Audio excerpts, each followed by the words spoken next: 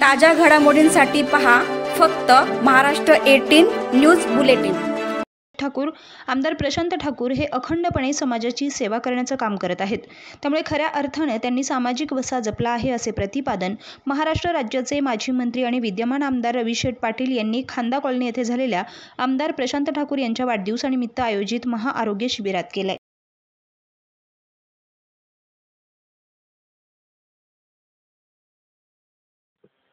हे शिबिर फार चांगल्या पद्धतीनं आणि चांगल्या मार्गानं इथे होत आहे।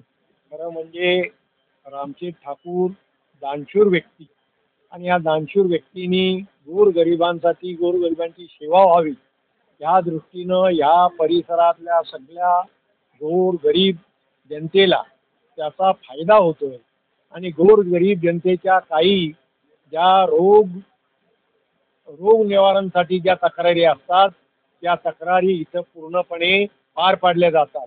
जवळजवळ 250 लोक डॉक्टर लोक या ठिकाणी ट्रीटमेंट देत आहेत आणि 250 लोकांची ही ट्रीटमेंट चालू असल्या कारणानं 12-15 हजार पेशंट या ठिकाणी आज या दालनात आज उपचार घेत आहेत।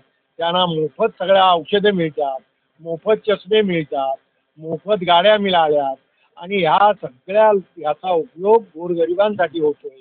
हे खरं त्यांना आपण धन्यवाद दिले पाहिजे।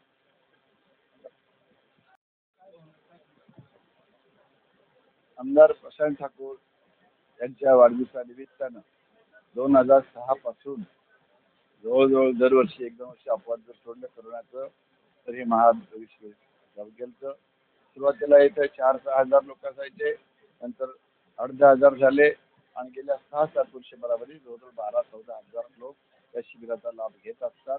आणि त्या दृष्टीनं यावर्षीच्या शिबिराच्या उद्घाटनाकरता पेणचे आमदार माननीय आपल्या रविशेठ पाटील हे इथं आले होते। त्यांच्या उद्घाटन झालं। 200-250 डॉक्टर्स मंडळी इथं उपचार देण्याकरता हजर होते। अनेक संस्था होत्या आणि कार्यकर्ते सुद्धा जवळजवळ 800,000 कार्यकर्ते प्रत्येक पेशंटला त्यांच्या ठिकाणापर्यंत देईपर्यंत अशा प्रकारचं काम करत होतं।